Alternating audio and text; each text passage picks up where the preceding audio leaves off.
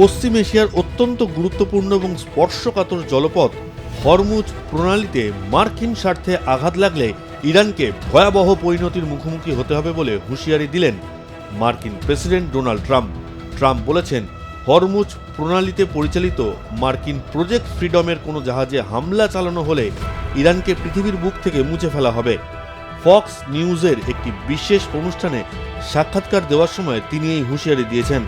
Trump বলেছেন, আমাদের কাছে এখন আগের তুলনায় অনেক উন্নত মানের এবং প্রচুর পরিমাণে অস্ত্র ও গোলাবারুদ রয়েছে। সারা বিশ্বে আমেরিকার সামরিক সরঞ্জাম ও ঘাঁটিগুলো ছড়িয়ে রয়েছে এবং সেগুলো আধুনিক সব মারণাস্ত্র ও সরঞ্জামে পরিপূর্ণ। মার্কিন যুক্তরাষ্ট্র সেরা সব প্রযুক্তির অধিকারী। তিনি স্পষ্টভাবে জানিয়ে দেন যে মার্কিন নৌবাহিনী বা তাদের কোনো প্রকল্পে হস্তক্ষেপ করা হলে যুক্তরাষ্ট্র তার পূর্ণ সামরিক শক্তি প্রয়োগ করতে দ্বিধা করবে না। ইরানের সম্ভাব্য হুমকি মোকাবিলায় ওই অঞ্চলে মার্কিন সামরিক উপস্থিতি আরও বাড়ানোর ওপর জোর দিয়েছেন ডোনাল্ড ট্রাম্প। তিনি মনে করেন, কেবল শক্তিশালী উপস্থিতির মাধ্যমেই স্থিতিশীলতা বজায় রাখা সম্ভব। প্রেসিডেন্ট বলেছেন, মার্কিন রণতরী এবং কৌশলগত সরঞ্জামগুলো নির্দিষ্ট অবস্থানে মোতায়েন রয়েছে এবং পরিস্থিতি অনুযায়ী সেগুলোর সংখ্যা আরও বাড়ানো হতে পারে। আন্তর্জাতিক সমুদ্র সীমায় জাহাজ চলাচলের নিরাপত্তা নিশ্চিত করতে এবং প্রজেক্ট ফ্রিডমের অধীনে পরিচালিত কার্যক্রম নির্বিঘ্ন রাখতে ওয়াশিংটন যে কোনো রকম চরম পদক্ষেপ নিতে প্রস্তুত। ট্রাম্প ট্রুথ সোশ্যালে আরও দাবি করেছেন যে ইরান আমেরিকার সুরক্ষায় চলাচলকারী একটি দক্ষিণ কোরীয় পণ্যবাহী জাহাজ সহ বাণিজ্যিক জাহাজগুলোতে হামলা চালিয়েছে। জাহাজ চলাচল ও প্রজেক্ট ফ্রিডমের প্রসঙ্গে ইরান একটি দক্ষিণ কোরীয় পণ্যবাহী জাহাজ সহ সম্পর্কহীন কয়েকটি দেশকে লক্ষ্য করে আক্রমণ চালিয়েছে। তিনি আরও বলেছেন, সম্ভবত এখন দক্ষিণ কোরিয়ার এই মিশনে যোগ দেওয়ার সময় এসেছে। Very nicely. They have no navy, they have no air force, they have no anti-aircraft equipment, they have no radar, they have no nothing. They have no leaders, actually. The leaders happen to be gone also. But can't let them have a nuclear weapon where you'd have problems like nobody would believe. And it's going very well. We're also pleased to be joined this afternoon by Secretary of Energy Chris Wright, who's been amazing. Where's Chris? Except everybody was wrong. They thought that energy would be at $300, right? $300 a barrel, and it's like at 100. And I think going down, and I see it going down very substantially when this is over, Chris. And I think very rapidly too, at levels that you've never seen, because there's a lot of energy out there. Ships all over the world that are loaded up with it. They can't do much with it because they got kidnapped by a pretty evil place. But we're taking care of it. এদিকে আমেরিকাকে জটিল সংকটে জড়িয়ে না পড়ার জন্য সতর্ক করেছে ইরান। ইরানের বিদেশমন্ত্রী আব্বাস আরাগাচি বলেছেন, হরমুজ প্রণালীর সাম্প্রতিক ঘটনাবলী এটাই প্রমাণ করে যে রাজনৈতিক সংকটের কোনো সামরিক সমাধান নেই। তিনি হরমুজ থেকে বাণিজ্যিক জাহাজগুলোকে বের করে আনার জন্য ট্রাম্পের প্রজেক্ট ফ্রিডম প্রস্তাবটিও নাকচ করে দিয়ে বলেছেন, প্রজেক্ট ফ্রিডম হলো আসলে প্রজেক্ট ডেডলক। এক্স হ্যান্ডেল পোস্টে আব্বাস আরাগাচি আরও লিখেছেন যে হরমুজের ঘটনা এটাও স্পষ্ট করে দিয়েছে যে পাকিস্তানের প্রচেষ্টায় আলোচনা যেহেতু এগোচ্ছে, তাই মার্কিন যুক্তরাষ্ট্রের উচিত অশুভ শক্তির দ্বারা পুনরায় কোনো জটিল পরিস্থিতিতে জড়িয়ে পড়া থেকে সতর্ক থাকা। সংযুক্ত আরব আমিরশাহীরও সতর্ক থাকা উচিত বলে লিখেছেন তিনি। কি এই প্রজেক্ট ফ্রিডম? সম্প্রতি মার্কিন নৌবাহিনী প্রজেক্ট ফ্রিডম নামে একটি অভিযান শুরু করেছে, যার আওতায় তারা হরমুজ প্রণালী দিয়ে আটকে পড়া বিদেশি জাহাজগুলোকে নিরাপদে এই প্রণালী পার করে দেবে। এছাড়াও তারা ইরানকে সতর্কও করেছে যে এই প্রক্রিয়ায় কোনো ধরনের হস্তক্ষেপের বিরুদ্ধে কঠোর ব্যবস্থা নেওয়া হবে। প্রজেক্ট ফ্রিডমে মার্কিন সহায়তার মধ্যে অন্তর্ভুক্ত রয়েছে গাইডেড মিসাইল ডেস্ট্রয়ার, 100টিরও বেশি স্থল ও নৌভিত্তিক বিমান, মাল্টি ডোমেইন মনুষ্যবিহীন প্ল্যাটফর্ম এবং 15,000 মার্কিন সেনা। ওমান ও ইরানের মধ্যবর্তী সংকীর্ণ সমুদ্রপথ হরমুজ প্রণালী, যা বিশ্বের মোট তেল সরবরাহের 1/5 পরিবহন করে, 28 ফেব্রুয়ারি থেকে কার্যত বন্ধ রয়েছে।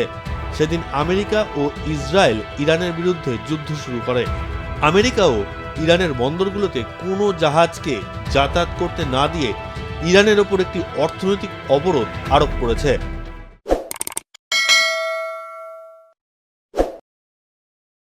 বিতর্ক যেন পিছুই ছাড়তে চায় না ডোনাল্ড ট্রাম্পের।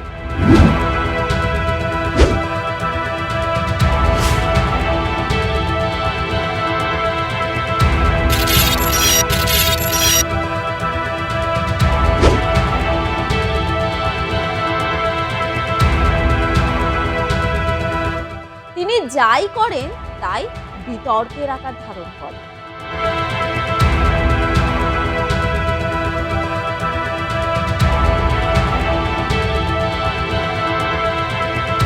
তিনি হয়তো এইভাবেই খবরের শিরোনামে থাকতে চান।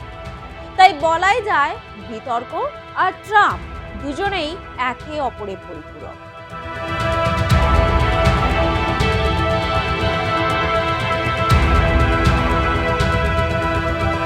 কিছুদিন আগেই ভারত এবং চীনকে হেল হোল বলার জন্য তাকে নানান সমালোচনার মুখে পড়তে হয়েছিল।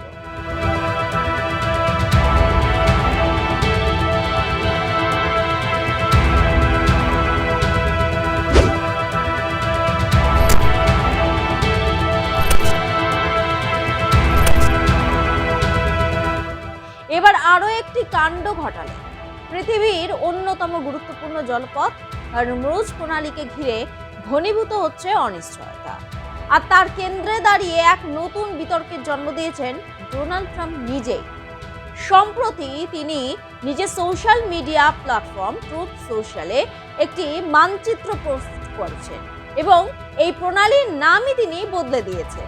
নাম বদলে করেছেন ট্রাম্প প্রণালী। তার এই পোস্ট আন্তর্জাতিক কূটনৈতিক মহলে একেবারে ঝড় তুলে দিয়েছে। প্রশ্ন উঠছে, এটি নিছক প্রতীকী রাজনৈতিক বার্তা নাকি এর আড়ালে লুকিয়ে আছে আধিপত্য প্রতিষ্ঠার এক সুদূর প্রসারী ইঙ্গিত। ঘটনার সূত্রপাত হয়েছে আই স্ট্যান্ড উইথ ট্রাম্প 47 নামের একটি অ্যাকাউন্ট থেকে। সেখানে প্রথমেই পরিবর্তিত মানচিত্রটি প্রকাশিত হয়, পরে সেটিকে নিজের প্রোফাইলে শেয়ার করেন ট্রাম্প। যদিও মানচিত্রের নাম পরিবর্তনের স্পষ্ট উল্লেখ ছিল, তবুও কেন ব্যাখ্যামূলক ক্যাপশন দেননি তিনি, আর এই নীরবতাই যেন আরো বেশি প্রশ্নের জন্ম দিয়েছে। এই নিয়ে শুরু হয়েছে চর্চা। প্রশ্ন উঠেছে, এভাবেই কি ট্রাম্প জোর করে প্রণালী দখলে বার্তা দিলেন? আন্তর্জাতিক মহলের একাংশ মনে করছে এটি কেবলমাত্র রাজনৈতিক প্রচারের কৌশল হলেও অন্যান্যরা এটিকে দেখছে শক্তি প্রকাশের বার্তা হিসেবে। যুক্তরাষ্ট্র দীর্ঘদিন ধরে দাবি করে আসছে যে হরমুজ প্রণালীর উপর তাদের প্রভাব ও নিয়ন্ত্রণ রয়েছে। সেই দাবির পক্ষে তারা পরিসংখ্যানও তুলে ধরেছে। 42টি জাহাজকে বিকল্প পথে ঘুরিয়ে দেওয়া হয়েছে এবং প্রায় 69 মিলিয়ন ব্যারেল তেলের প্রবাহ আটকে দেওয়া হয়েছে বলে জানানো হয়েছে।